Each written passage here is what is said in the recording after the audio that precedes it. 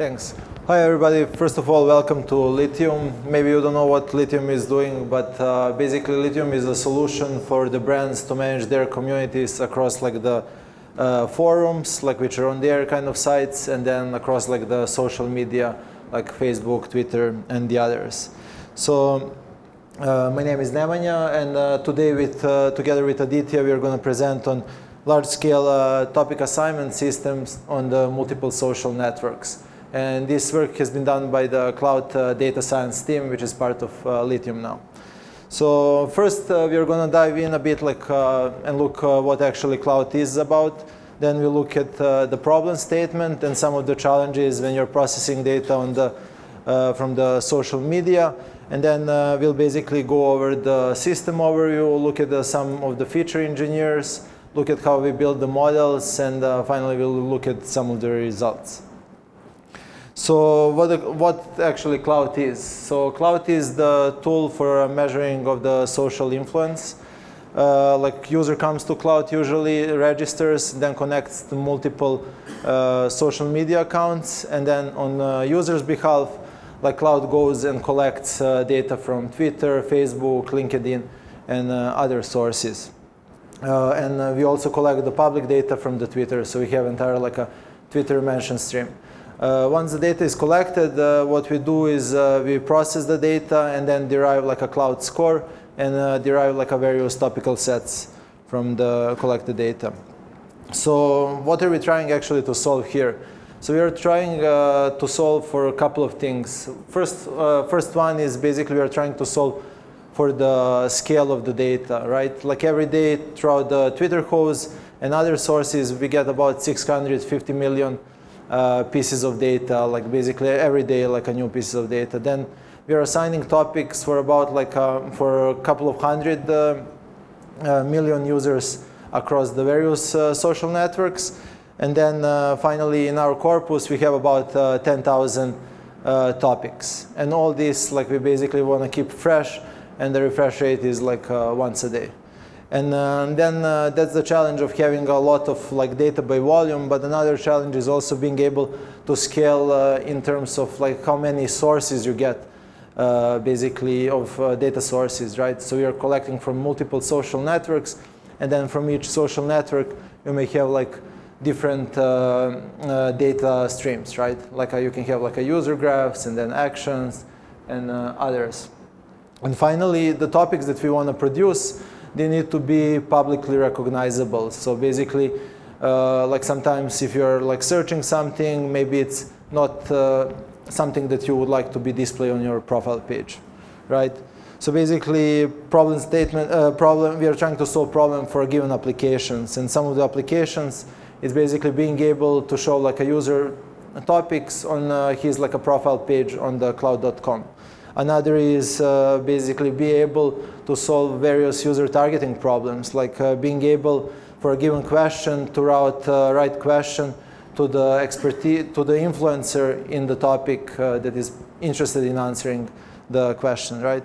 Then maybe giving suggestions to the user who he should follow, or maybe like being able to award like a free perk to somebody that is influential and kind of interested in a given topic. And finally, also being able to do like a decent like a content recommendation based on users' interest, or maybe even based on interest of the user's audience if he wants to amplify his influence, for example. So one of the main challenges in the processing social media data is that basically you're dealing with like a high volume of the data, but then like the texts are very like a short form, and you cannot rely on the text to be like grammatically correct. So that's one of the main challenges we are dealing with. And then the second is it's the scale. So basically, usually in academia, you're gonna do like a NLP approach, like for example, do like a named entity extraction, which is based on the, let's say, like for example, Stanford NLP model. If you're going to do that, like for a single tweet, it's going to take you about like 10 milliseconds. Well, you can do another approach where you're basically already pre-calculating your entities, which are based on some like knowledge database, right? So like if you go with the other approach, we can actually speed up named entity extraction maybe by like 200 times, like in this example. And basically, there is another benefit on relying on knowledge-based dictionaries, and that's basically that everything you already have in your dictionary, you have link to its basically record in the knowledge base, which gives you much better context and ability to kind of later extract the topics. So in this example, for example, like the rule of law, NSA, EFF, like all of them were kind of like extracted, and basically they do link to kind of, let's say in a free-based machine IDs, which were kind of represented by them. And so one can also wonder, like, why do we even need like a multiple social networks to kind of build like a better profiles about the user? Like, because like on a Twitter or a Facebook, people spend most of the time, like, are there other networks even important? Well, it turns out that users exhibit like a different behavior on different networks, and they exhibit also like different interests on the different networks. So, for example, here on the y-axis, we have like a relative number of users, and then we have like on the other axis, cumulative number of phrases within the social media message. So you can see like that on Facebook, actually user like talk the most, like they are most verbose. After that, like Twitter follows, and then order of a magnitude on LinkedIn and Google Plus, like user are less talkative. And basically, does that mean that for example, Google Plus and LinkedIn don't matter? Well, it doesn't, because like usually on Facebook, you are engaging in a very casual conversation. So you are like oftentimes not even very topical. Conversations are not very topical in the nature. And on the other side, also, like basically, if you look at even the most active users, and like if you look at the overlap of phrases they use, like let's say like on a Twitter and the Facebook or any other given network, at most those phrases overlap to about like a 7%. So actually users do kind of exhibit different interests on the different networks. So how our pipeline looks like? So we rely on basically Freebase, Wikipedia, and actually like a Klout scores and Klout display names to build basically the knowledge-based dictionary, and then we leverage that throughout the pipeline. So as we said before, like once user registers, like with Twitter, Facebook, LinkedIn, Google Plus, or the others, Klout collects that data. We collect user activities, user profile information, and then the user graph information, basically connections between the users. Then we extract phrases like from the given data, and after that we map the phrases to the topics. And then we use like basically we normalize our topical features in respect of user, and then we use like a ground truth to build a model, and then like models we update like frequently but not automatically. Oops. And yeah, and basically. May I have your attention, please? Building staff will be conducting a test of the pretty building common. safety system. Please disregard any alarms. This is only a test. I repeat, this is only a test. Thank you. Cool. Yeah. Cool. So then once we build the model, we basically push it to the production. Yeah.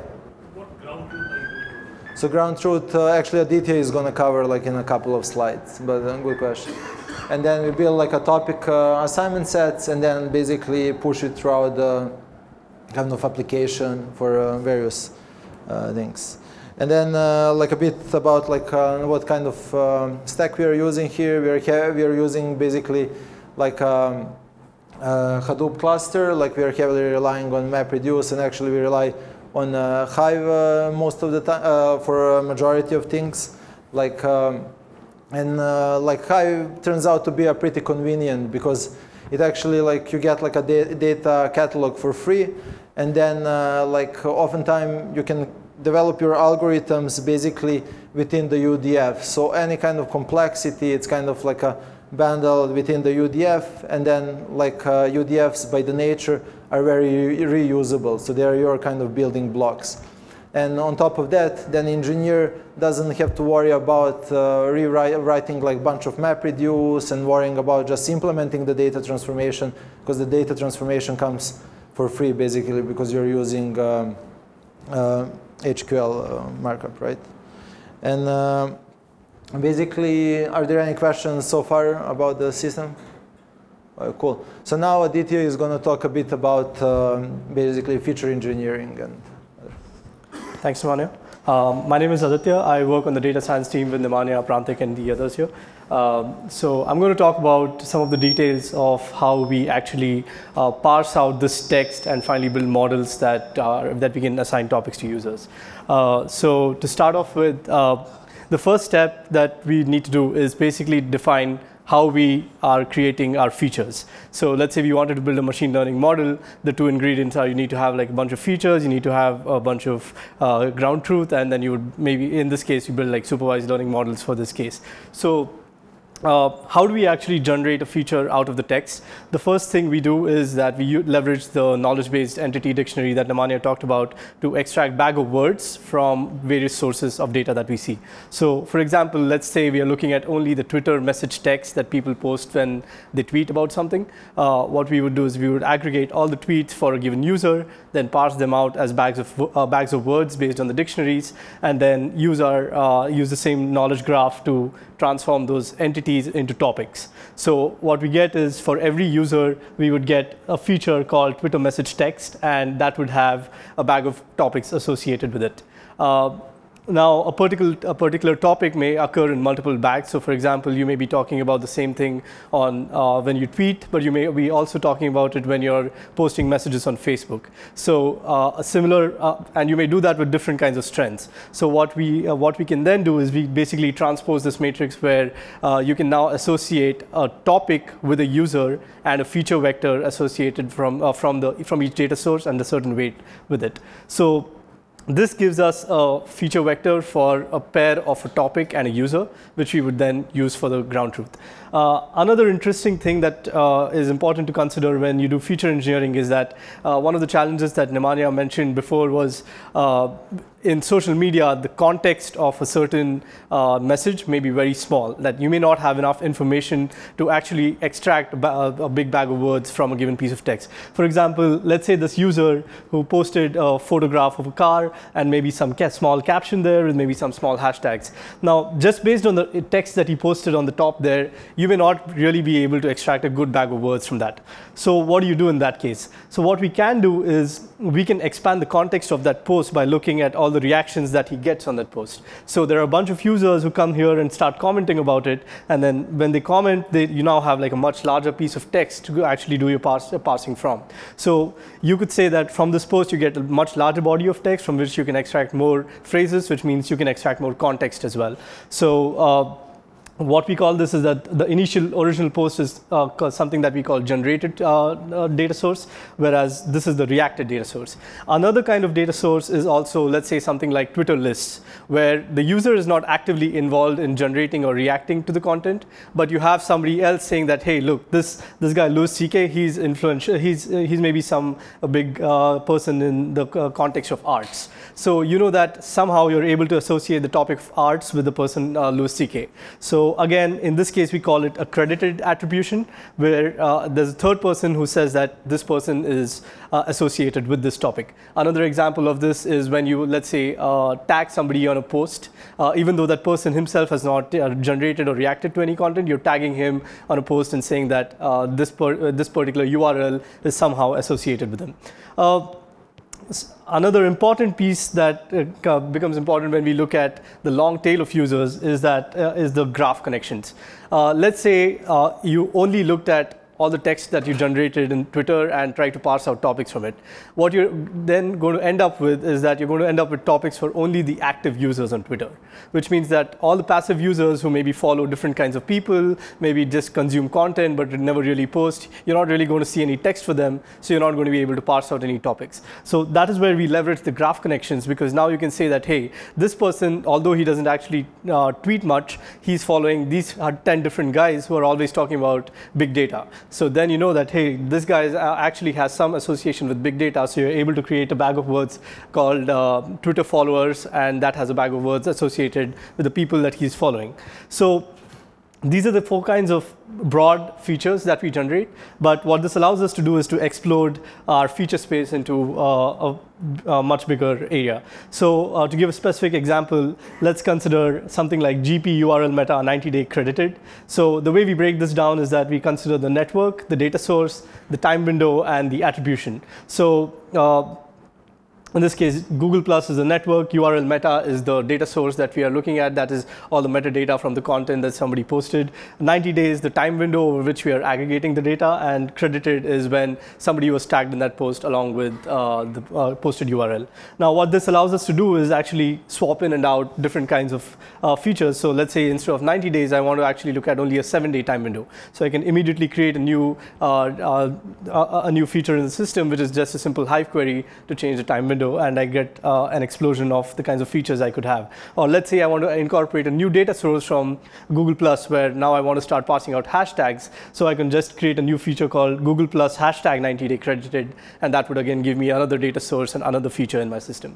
So in this way, what we do is we transform all the data sources that we get into bags of topics, and those bags of topics are then transposed into getting feature vectors for every user topic pair. So that is one part of the puzzle. The other part is actually the ground truth when we actually want to do the supervised learning. So for this purpose, what we did is we designed an experiment where we are able to associate a user with a topic based on what his friends think about him. So let's say we are evaluating Nemanja's topics. I would just randomly sample a bunch of topics for Nemanja and show it in this kind of a UI. And then if I am an evaluator, I go in and say that, hey, I know that Nemanja is interested in swimming. He's associated with Klout. He knows C++. He knows algorithms. So I'm able to associate all these labels to Nemanja, saying that he's either associated with this topic or not. And then this evaluation is done by multiple people for multiple users. So in our experiment, we had 43 evaluators who evaluated around 760 users, and they created around 30,000 labels. So this is the ground truth training data that we would then train our models on. So this ground truth is then broken down into a training set and a test set. So we transform the bag of topics to get the feature vector. We train this on the training set using a binary classification model, because for every user topic pair, you have a 0 or a 1 label, and then we evaluate it on the test set. So some of the results here on a per feature basis are shown there, where you have all the different kinds of features, all the different kinds of attribution, and the precision recall that they show. Some features, they may have low precision, but maybe they have very high recall. So for example, if you, I'm sorry. This concludes our test of the building life safety system. I repeat, this concludes our test. Thank you. Okay. Yeah. So some of these features may have high precision, but may have low recall. For example, Twitter list has a high precision, but low recall, whereas something like graph-based features may have low precision, but maybe have high recall. So a balance of all these features in the model gives us the final ability to associate multiple topics to users. So some of the other comparisons we do is comparing how networks compare to each other, comparing how attributes compare to each other, and so on. So just to show you some examples, we are able to parse out topics like for Barack Obama, politics, healthcare, Affordable Care Act, Congress. These are all the topics associated with him. For Marissa Mayer, it's Yahoo, Google, technology, and so on. So like Nemanja mentioned, one of the goals in the beginning was that we are able to associate topics to assign topics to hundreds of millions of users, not just like the top active users. And from this graph, you see that LASTA, that is the system that we call it, that's large scale, that stands for large scale topic assignment. It actually performs better than using any single network on its own, because you're able to parse out more information. So on a per user basis, you're able to assign more number of topics to that user, but also in the total volume of users, you're able to assign topics to more number of users.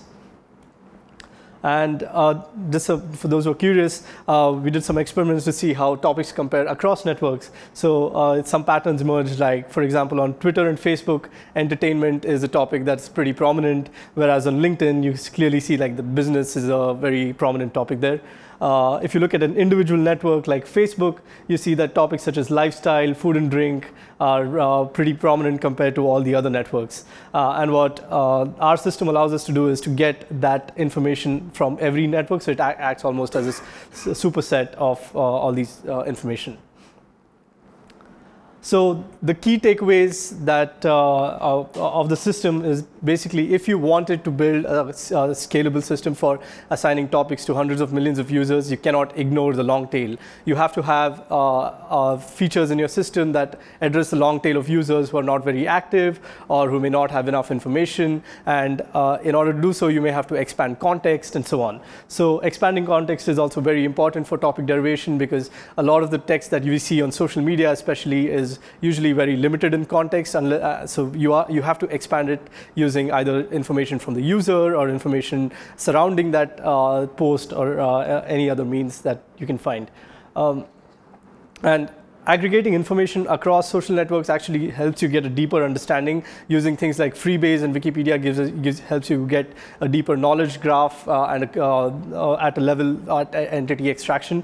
So just getting a deeper understanding of topics rather than a shallow understanding in terms of just parsing out text and trying to map it is something that is very important when it comes to getting good topics out. Finally, if you have to design this in a production system and scale it to millions of users, it's very important to have have a framework where you can experiment and prototype very quickly. So unless you're able to easily add new data sources or easily add new features, you're going to spend a lot of time on very narrow subjects, which means that you're not going to be able to iterate fast and so on. So experimentation and prototyping is very important when it comes to building models. So this is something that an engineering solution is required for this, so that it can scale to millions of users. Finally, we talked about assignment in particular, about how we can assign topics. A problem that is further to that is the problem of topical expertise. If you know that people who are interested in a topic but is also an expert about it, how that could lead to a much larger set of applications, and it's also a more challenging problem. All the slides we presented here are based off a paper that we published in KDD last year. So if you guys are interested, you can always go to this link and get more details there. I guess that's it. Any questions for Nemanja and me? I have a question. Yeah. So how do you monitor new topics? New topics? Yeah. So I mean, based on your model, you could have X amount of categories, right? But how do you monitor that? So we regularly update our ontologies and. Okay, yeah, the question was, how do we monitor our topics, and how do you keep them updated when new concepts come in? So there are multiple ways we do this. One is that we keep updating our knowledge graphs, like the Freebase and Wikipedia, on a monthly basis, so that we are always up to date with the current concepts that are added in there. The other way we also do it is using social media itself. So we leverage the Klout data that we have to identify new concepts and popular concepts that come in every day, and we keep updating our system using those new concepts. Yeah? How do you know that the system is as precise in assigning topics as other systems? Because obviously you have to process a huge volume of data. Right. And you mentioned that the Stanford name entity recognition wouldn't be able to do it, but maybe it's more precise. So how do you know that you're precise enough? Right. So for this particular study, in terms of the baselines, there was no previous work on multiple social networks. Oh, I'm sorry. The question was, how do we know that the topics that we are assigning are precise? How do we know that maybe Stanford NLP might be performing better in terms of accuracy, but it may not scale as well. So for this particular study, there was no baseline comparison because there was no previous study on multiple social networks. There were individual studies such as only those that use Twitter lists, but then those become limited in terms of comparison.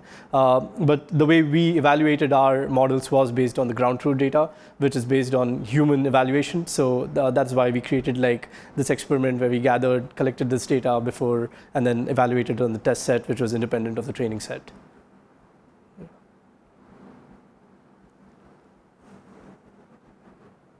Any other questions? Cool. Okay. Thank you.